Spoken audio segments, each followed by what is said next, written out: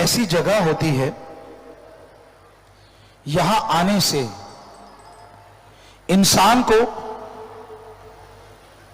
कर्मों का पता चलता है, कौन से अच्छे कर्म हैं, कौन से बुरे कर्म हैं। यहां आने से पता चलता है आप अपनी बुरी आदतों को कैसे बदल सकते हो। और आदत को बदलना कोई मामूली बात नहीं। बारे शाह ने हीर लिखी है, लेकिन कई बातें मजाजी इश्क वालों को भी सच्ची होती हैं। बारे शाह ना आदतां जांदियां जी, भावें कट्टिए पोरियां पोरियां च, कि अगर बंद बंद भी अलग कर दें, जितने जोड़ हैं, जिसको जो आदत पड़ी है वो उसे छोड़ता नहीं। आपने देखा होगा घर में गाय भैंस,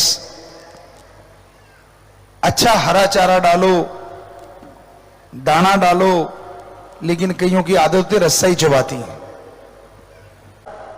सुमरन कर ले, भक्ति कर ले, तो वो भगवान का रूप बन सकता है। पशु पक्षी ऐसा नहीं कर सकते। पर पशुओं की आदत बदलने के लिए उनके मुंह पे कुछ ना कुछ चढ़ा दिया जाता है। हमने देखा गांव में, पंजाबी जो छिकड़ा कहते हैं, चिकली कहते हैं, वो चढ़ा दिया जाता है। और वो रस्सा खाएगा कैसे? पर आदमी के कौन चढ़ाए? ये तो मर्जी का मालिक है, इसे कौन रोक सकता है? कोई भी नहीं। हां, जब मार पड़ती है, जब ठोकर लगती है, तब इंसान संभलना शुरू करता है। कितना अच्छा हो कि ठोकर लगने से पहले ही संभल जाओ। कबीर जी ने लिखा है, मना रे तेरी आदत ने, कोई बदलेगा हरि जन सूर, चोर जुआरी क्या बदलेंगे तो माया के मजदूर। मना रे तेरी आदत ने, कोई बदलेगा हरि जन सूर। चोर जुआरी एक तो वो होते हैं जो रात को चोरी करते हैं, और एक वो होते हैं जो दिन दिहाड़े लूटते हैं। 10 रुपए का सामान आपको 100 रुपए का देते। आप अगर यार दोस्तों कहते चले यार तेरे को छोड़ देता हूं, 20 रुपए छोड़ देता हूं, आप बड़े खुश होते हो, यार मैं 20 रुपए छुड़वा के लाया हूं, ये नहीं पता 70 में फिर भी ठोक दिया। क्योंकि वो चोर नजर नहीं आते, सफेद पोश, दुकान ये वो काम करने वाले आप दुनियादारी में आम देखते होंगे, लेकिन सिर्फ रात वाले चोर से आप पहरा रखते हैं। तो जो माया के मजदूर पंच हो, क्यों ही ज्यादा खुद के अंदर दोनों मन माया, या तो पैसे का चक्कर होगा, या औरत, या जमीन जायदाद का चक्कर होगा, या फिर क्रोधवश ऐसा कर बैठते हैं। आम ही सुना होगा, अपने भाई ने भाई को मार दिया। अजी छोड़िए, बेटा बाप को मार देता है ना हैरानी की बात। जब जिनके बच्चे हैं वो दिल पे हाथ रख के देखो, छोटे से को पालते हैं, बड़ा करते हैं, पहले पढ़ाओ जी, बच्चे जाते नहीं पढ़ने, डांटते हैं, प्यार देते हैं, बड़ा करते हैं, और बड़ा होके वो अपने बाप को ही मारता है। ऐसी क्या चीज आ गई? ज्यादातर केसेस में दौलत, रुपया, पैसा। लानत ऐसी औलाद पे और लानत ऐसे खून पे। पर ये कलयुग है, यहां स्वार्थ के बिना इंसान को कुछ भी अच्छा नहीं लगता। खुद की मांग पूरी होती है तो ठीक है, बल्कि कई बच्चे तो ये कह देते हैं अपने मां बाप को, ना पैदा करते, मैंने कौन सा कहा था कि मुझे पैदा करो। वाह, कईयों को लगता है हम ऐसी बात कह के बहुत बड़ा तीर मार लेते हैं, आगे मां बाप बोल नहीं पाते। अरे हकीकत ये है, कोई किसी को नहीं कहता कि मुझे पैदा करो। वो भगवान जब चाहता है तो वो पत्थरों में भी जिंदगी दे देता है। आप तो इंसान की कोख से पैदा हुए हो, एक मां की कोख से पैदा हुए हो। मां बाप की क्या ताकत। बहुत लोग हैं जो बेऔलाद घूमते हैं, तड़फते हैं हमारे बच्चा हो जाए, वो भी स्त्री और पुरुष होते हैं, पर ईश्वर की मर्जी नहीं तो नहीं होता बच्चा, चाहे यहां मर्जी घूमते फिरें। और आप झट से कह देते हो मुझे पैदा क्यों किया। लानत ऐसे नौजवानों पे। उन्होंने तो कभी अपने बाप से नहीं पूछा कि हमें पैदा क्यों किया। हैरानी है ऐसी बात कहने पे। अपने मां बाप की इज्जत नहीं करते, आप किसकी करोगे। अरे वो मां, सर्दी का मौसम जरा याद कीजिए, आप पेशाब कर देते थे बिस्तर में और वो बेचारी उठती थी, आपको अपनी सूखी जगह पे लेटाती थी और खुद गिल्ली जगह लेट जाती थी, और आप उसे मारते हो। लानत ऐसे नौजवानों पे। मां का ऋण तो उतारा ही नहीं जा सकता, कैसे उतारोगे कर्जा। कभी किसी को मौका मिलता है, मां बाप बुजुर्ग हो जाते हैं, बेचारे उठ नहीं पाते, यहां तक कि टट्टी पेशाब भी नहीं जा पाते, और आप उनके बेटे बेटियां नाक मुंह सिकोड़ते हो, आपको बदबू आती है। आपकी मां को तो नहीं बदबू आई जब आपकी वो पोटी पहुंचा करती थी, आपकी मां को तो कभी बदबू नहीं आई, आपको अपनी मां से बदबू, अपने बाप से बदबू। कैसा है ये युग, कैसे हैं ये लोग, बड़ी हैरानी होती है।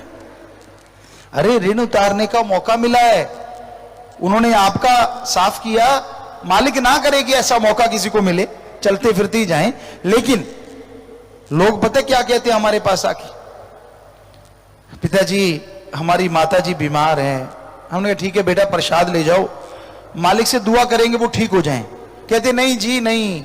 हमने कहा और क्या। कहते कोई ऐसा प्रसाद दे दो उनकी मुक्ति हो जाए। बताओ।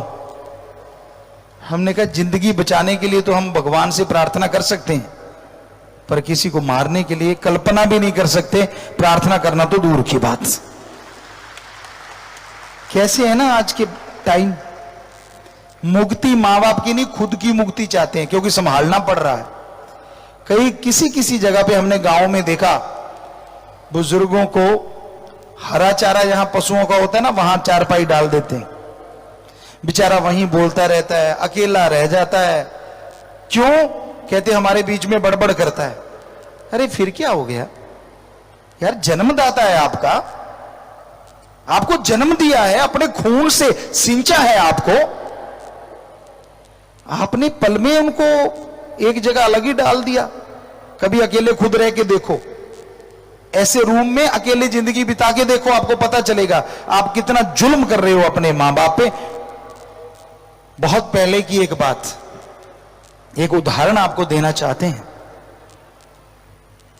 एक बुजुर्ग बेचारी ऐसी हो गई, चारपाई पे ही टट्टी पेशाब करने लगी,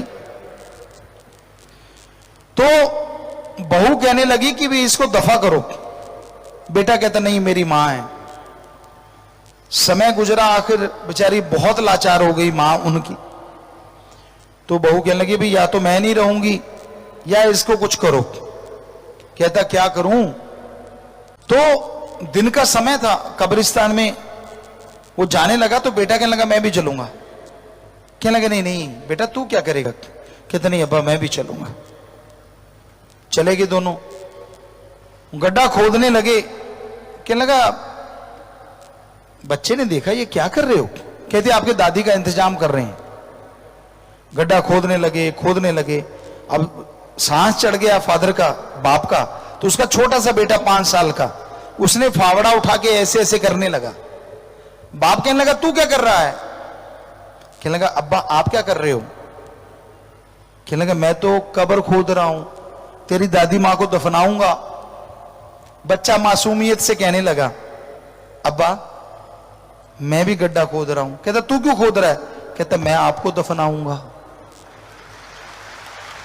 आपका भी तो टाइम आएगा, जैसे तू दादी मां को दफना रहा है मैं भी तुझे दफना दूंगा। तो उसकी आंखें खुल गई, बहुत रोया, और घर आके बीबी को कहता जाना तो जा, मैं अपनी मां की सेवा करूंगा, मारूंगा नहीं। तो कोई पता नहीं होता कौन कब शिक्षा दे दे। छोटे से बच्चे ने उसका हृदय परिवर्तन कर दिया। तो आप पढ़ लिख गए, कोई तोप नहीं मार दिया, आप जैसे लाखों घूम रहे हैं पढ़ लिख के। मजा तब है जब आप अपने घर से शुरुआत करो सेवा की। अपनी मां जिसकी कोख में जन्म लिया, अगर आपको लगता है ये फजूल है तो आप 3-4 किलो का बट्टा ले लो और अपने पेट पे बांध के 5-7 दिन सो के दिखाओ। नहीं सो पाओगे, नींद नहीं आएगी। अरे आपकी मां ने आपको 9 महीने पेट में रखा है, सोती भी रही, जागती भी रही, काम भी करती रही, और आप उसको तगमा देते हो मुझे क्यों जन्म दिया। ऐसा कभी नहीं करना चाहिए, ऐसा कभी नहीं बोलना चाहिए। सेवा करो जितनी हो सकती है मां बाप की। अगर आपके मां बाप गलत रास्ते पे जाते हैं, समझाने की कोशिश करो, फिर भी नहीं समझते, लड़ो ना, तकरार ना करो। एक कहावत है, राड़ से बाड़ अच्छी, अलग हो जाइए, पर फिर भी मां बाप की निंदा ना करो, क्योंकि मां बाप की निंदा करते हो तो उनका खून आप में है। अगर वो गंदे हैं तो आप अच्छे कैसे हो सकते हो। पर मां बाप को भी तो चाहिए ना कि वो बच्चों का सत्कार करें।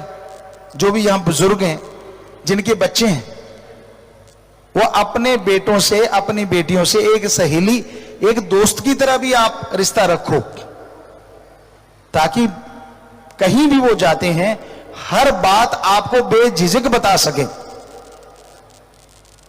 होता क्या है, आप इतना डरा देते हो अपनी बेटी को, बेटे को, कि वो आपसे बात नहीं कर पाते, और उनके साथ कुछ गलत हो रहा होता है स्कूल में, कॉलेज में, कहीं भी, तो वो आपको बताएंगे नहीं, क्योंकि उनको पता अगर बताएंगे तो पिटाई होगी। और दूसरी तरफ अगर एक सच्चे दोस्त की तरह आप रहते हैं तो वो आके बताएगा, आपका बेटा, आपकी बेटी, मम्मा पापा मेरे साथ ऐसा हो रहा है, मुझे ये कर रहे हैं, तो आप समय रहते अपने बच्चे का लाइफ बचा सकते हो, जिंदगी बचा सकते हो।